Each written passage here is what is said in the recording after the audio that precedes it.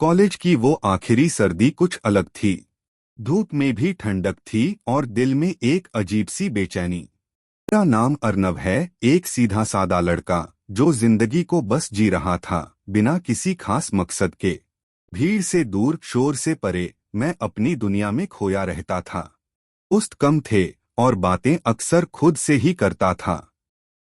फिर एक दिन वो आई, सिया। नाम जितना सादा उतनी ही जटिल थी वो लड़की। क्लास में पहली बार देखा था उसे, गुलाबी स्वेटर, खुले बाल और आंखों में एक अलग सी चमक।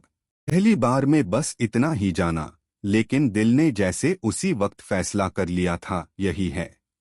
पर मैं अर्नव हूँ और मैं कभी भी अपने दिल की बात किसी से नहीं कह पाता।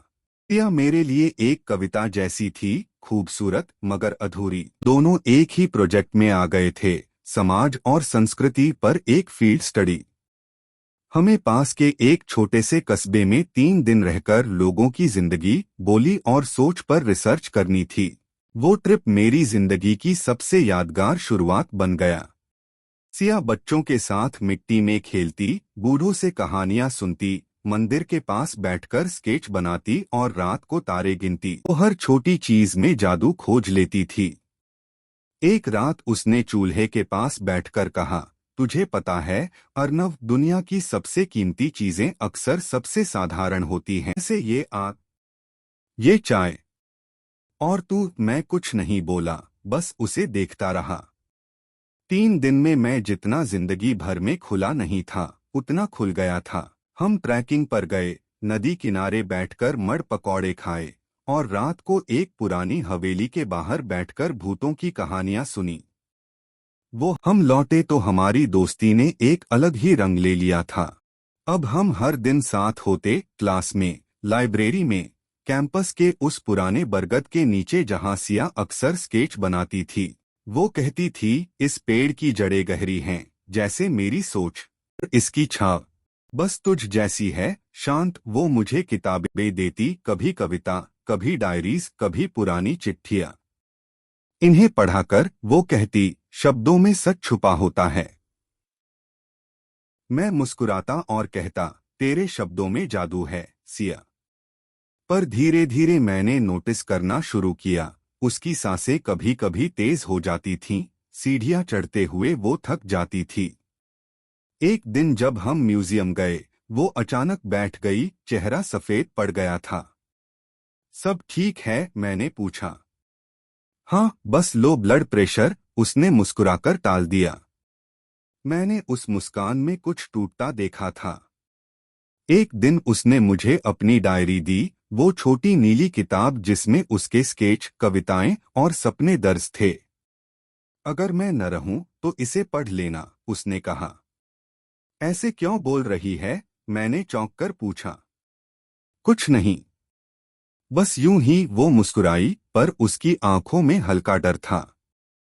उस शाम झील किनारे हम दोनों देर तक बैठे रहे, बिना कुछ कहे। बस लहरें थीं, उसकी चुप सांसें और मेरी बढ़ती धड़कन। कुछ दिनों बाद वो कॉलेज नहीं आई। पहले एक दिन, फिर 2, फिर हफ्ता। फोन बंद था। पूछने पर उसकी रूममेट ने बताया, वो अस्पताल में है, दिल की बीमारी है उसे। दिल जैसे रुक गया। मैं भागा अस्पताल की ओर। वहां मैंने पहली बार जाना। सिया को हाइपरट्रॉफिक कार्डियोमायोपैथी था, एक दुर्लभ दिल की बीमारी जिसमें दिल की मांसपेशियां इतनी मोटी हो जाती हैं कि अचानक कभी भी हार्ट फेल हो सकता है। उसने मुझे कभी बताया नहीं, क्योंकि वो नहीं चाहती थी कि मैं उसे दया की नजरों से देखूं। मैं घंटों बैठा रहा उसके बेड के पास। तू पागल है? मैंने कहा। इतनी बड़ी बात छुपाई मुझसे? उसने आंखें खोली, थकी हंसी के साथ बोली, क्योंकि तू ही तो था जो मुझे सामान्य समझता था। मैं बस जीना चाहती थी, जैसे सब जीते हैं। मैंने उसका हाथ पकड़ा और कहा, अब हर दिन तेरा साथ दूंगा। वो ठीक हुई, घर लौटी और वापस कॉलेज भी आई। हम पहले जैसे मिलते, घूमते, पढ़ते, हंसते। पर अब हर पल में एक डर छिपा होता था कि ये आखिरी तो नहीं। ग्रेजुएशन से पहले हमने एक आखिरी ट्रिप का प्लान बनाया पहाड़ों पर, जहां हम पहली बार एक साथ गए थे। वो सफेद ड्रेस में थी, बाल खुले हुए और आंखों में वही चमक, पर अब थोड़ा कमजोर। हम पहाड़ी की चोटी पर पहुंचे। ठंडी हवा, हल्की धूप और वो पुराना पेड़ हमारे इंतजार में था। वहां बैठकर हमने जिंदगी के सपने गिनने शुरू किए। अगर वक्त होता तो तू क्या करता, मैंने पूछा। मैं एक कॉफी शॉप खोलती, उसने कहा। नाम होता खामोशी की चाय, मैं हंस पड़ा। फिर उसने मेरी हथेली में एक मुड़ा हुआ कागज रखा। जब लगे कि मैं बहुत दूर हूं तब पढ़ लेना, उसने कहा। मैंने कहा, तू कहीं नहीं जाएगी। वादा कर। उसने सिर्फ आंखें बंद कर लीं और सिर मेरे कंधे पर रख दिया। अगली सुबह वो नहीं उठी। वो नींद में ही चली गई, चुपचाप, बिना अलविदा कहे। कॉलेज में, उसके हॉस्टल में, हर जगह सन्नाटा था। नोटिस बोर्ड पर उसकी तस्वीर थी, इन loving memory of Siya Bhatnagar. मैंने कुछ नहीं कहा, बस उसी पुराने पेड़ के नीचे जाकर बैठ गया जहां उसने वो कागज मुझे दिया था। मैंने जेब से निकाला और कांपते हाथों से पढ़ा। प्रिय अर्नव, अगर ये खत तुझ तक पहुंचा है तो शायद मैं अब नहीं रही। डर मत, ये कोई दुख की बात नहीं। जिंदगी को जितना जिया, तेरे साथ जिया। तू मेरे लिए वो सुकून था जो शायद जिंदगी के किसी और मोड़ पर कभी नहीं मिलता। जब मुझे पता चला कि मेरे पास वक्त कम है, मैं टूटी नहीं, क्योंकि मेरे पास तू था। एक ऐसा दोस्त जिसने बिना कुछ कहे मेरी हर खामोशी को समझा। मैंने हर वो दिन, हर वो शाम तेरे साथ ऐसे जिया जैसे वो आखिरी हो। अर्नव, मैं जानती हूं तू कभी कुछ नहीं कह पाया, लेकिन मुझे सब पता था। और सुन, मैं तुझसे प्यार करती थी, लेकिन मैं चाहती थी कि तू आगे बढ़े, जिए, बिना पछतावे के। इसलिए जा रही हूं बिना अलविदा कहे, क्योंकि अलविदा में हमेशा एक उम्मीद छुपी होती है कि फिर मिलेंगे। तो अगर कभी पुरानी किताबों में ये खत मिले तो जान लेना कि कहीं न कहीं, किसी और दुनिया में मैं अब भी तुझे पढ़ रही हूं। तेरी सिया। मैंने उस खत को अपनी सबसे पसंदीदा किताब में रख दिया। कॉलेज खत्म हुआ, शहर छूटा, जिंदगी आगे बढ़ गई। लेकिन अब भी जब कभी मैं बारिश में बिना छतरी चला जाता हूं, जब गुलाबी रंग की कोई स्वेटर दिखती है, या जब पुरानी डायरी से कोई फूल गिरता है, सिया फिर जिंदा हो जाती है। मैं अब भी उसी पुराने पेड़ के नीचे बैठता हूं, कभी उसकी लिखी डायरी पढ़ता हूं, कभी उसे खत लिखता हूं, कभी बस खामोशी में उससे बात करता हूं। क्योंकि कुछ रिश्ते अलविदा से नहीं टूटते, वो बस बन जाते हैं। वो आखिरी खत पढ़ने के बाद मेरे भीतर कुछ टूट गया था, लेकिन अजीब बात ये थी कि उस टूटन में भी एक सुकून था। कुछ नहीं बोला, बस हॉस्टल की छत पर लेटा रहा और सितारों को देखता रहा। सिया को तारे बहुत पसंद थे, शायद इसलिए क्योंकि वहां कोई शोर नहीं था, बस खामोशी और चमक। अगले दिन मैंने उसके स्केचबुक को उठाया। हर पन्ने में जैसे जिंदगी की कोई नई परिभाषा थी। एक स्केच में उसने हमारी ट्रिप को उकेरा था, एक पहाड़ी, एक पेड़ और दो लोग, एक लड़की जो खुलकर मुस्कुरा रही थी, और एक लड़का जो बस उसे देख रहा था। नीचे उसने लिखा था, कभी कभी देखना कहने से ज्यादा प्यार करता है। मैंने उसकी बनाई हर रेखा को छुआ, जैसे वो अब भी वहीं बैठी हो, पेंसिल हाथ में, कुछ कहने को तैयार। कुछ दिन बाद उसके परिवार से मुझे एक चिट्ठी मिली। उसमें उसके कुछ सामान थे, वही पुरानी नीली डायरी, एक कैमरा और एक पेनड्राइव। पेनड्राइव में उसकी आवाज थी। हाँ, सिया की आवाज। अगर तू ये सुन रहा है तो शायद तूने मेरा खत पढ़ लिया होगा। तो अब मैं तुझसे कुछ और कहना चाहती हूँ। वो रुकती है और फिर धीमे से हंसती है। जिंदगी में सब कुछ शब्दों से नहीं कहा जा सकता ना, इसलिए मैंने सोचा कि तेरे लिए कुछ रिकॉर्ड कर दूं। तू जानता है अर्नव, जब तू पहली बार क्लास में आया था तो मुझे लगा ये लड़का कुछ अलग है। तेरी आंखों में शोर नहीं था पर गहराई थी।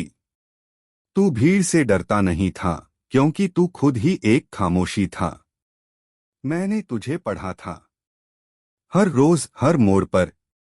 तू सोचता है तूने कुछ नहीं कहा, लेकिन तेरी खामोशी ने मुझे सब कुछ बताया। जब तू चुपचाप मेरे स्केच देखता था, जब तू मेरे लिए बिना पूछे चाय लाता था, जब तू हर बार मेरा बैग अपने कंधे पर डाल लेता था, मुझे पता चल गया था कि तू कुछ कहने से ज्यादा जीता है। इसलिए मैंने तुझे अपना हिस्सा बना लिया, बिना पूछे बिना कहे। और हाँ, मैं चाहती हूँ कि तू ये प्यार अपने तक न रखे। कभी किसी दिन जब तेरा दिल फिर से धड़कने लगे किसी के लिए, तो खुलकर कहना, क्योंकि शब्दों का वजन कम नहीं होता। और हाँ, अगर कभी तुझे लगे कि तू अकेला है तो एक बार आसमान की ओर देखना, मैं वहीं कहीं हूँ। उस तारे में जो सबसे ज्यादा चमकता है वो हंसी। और रिकॉर्डिंग बंद हो गई। उस दिन के बाद मेरी जिंदगी दो हिस्सों में बंट गई, सिया से पहले और सिया के बाद। मैंने कॉलेज खत्म किया और एक छोटी सी नौकरी पकड़ ली, एक लाइब्रेरी में असिस्टेंट की। किताबें मेरी साथी बन गईं और कहानियां मेरी साया। लेकिन सिया हर रोज साथ थी, कभी किसी गुलाबी स्वेटर में दिखती थी, कभी किसी कविता की पंक्तियों में, कभी किसी लड़की की हंसी में। मैंने उसके नाम से एक ब्लॉग शुरू किया, सिया की दुनिया। उसमें मैंने उसकी लिखी कविताएं, उसकी बनाई पेंटिंग्स और हमारी यादें साझा करनी शुरू की। लोग पढ़ते, रोते और जवाब भेजते। कई अनजान लोग लिखते, ये सिया कौन थी? क्या वो असली थी? मैं बस मुस्कुरा देता। एक दिन एक मेल आया, एक लड़की का। मैं कैंसर से जूझ रही हूँ, पर सिया की दुनिया ने मुझे जीना सिखाया। क्या मैं सिया से मिल सकती हूँ? मैंने जवाब में सिर्फ एक बात लिखी, वो अब नहीं है, लेकिन तुम उसकी बातों से बात कर सकती हो। एक साल बाद मैंने उस कस्बे में वापस जाने का फैसला किया जहां हम पहली बार ट्रिप पर गए थे। सब कुछ वैसा ही था, मंदिर, नदी, वो पुरानी हवेली। पर अब मैं अकेला था। मैं उस पेड़ के नीचे बैठा जहां हमने साथ तारे गिने थे। वहीं मैंने एक पतली सी किताब रख दी, सिया की डायरी का छपा हुआ संस्करण। सालों बाद आज मैं एक छोटी सी कॉफी शॉप चला रहा हूँ, वही जिसका नाम उसने सोचा था, खामोशी की चाय। यहाँ दीवारों पर उसकी पेंटिंग्स हैं, मेजों पर उसकी कविताएं, और हर कप के नीचे एक चुप चिट्ठी। लोग आते हैं, पढ़ते हैं, मुस्कुराते हैं, कुछ रोते भी हैं। बार जब कोई मुझसे पूछता है ये सब किसने बनाया, मैं बस एक ही जवाब देता हूँ, एक लड़की ने। बहुत कम वक्त में मुझे पूरी जिंदगी दे गई। कभी कभी जब दुकान बंद हो जाती है और बाहर हल्की बारिश होती है, मैं वही पुरानी नीली डायरी खोलता हूँ। उसमें सिया की आखिरी पंक्ति है, मैं कहानियों की तरह हूँ अर्नव, पूरी कभी नहीं होती, बस सुनाई जाती हूँ। अब जब कोई मुझे पूछता है तुमने कभी किसी से प्यार किया था, मैं कहता हूँ नहीं, मैंने एक बार किया था, और उस एक बार ने मुझे हमेशा के लिए बदल दिया। क्योंकि कुछ रिश्ते वाकई अलविदा से नहीं टूटते, वो बस एक आखिरी खत बनकर दिल के किसी कोने में रह जाते हैं।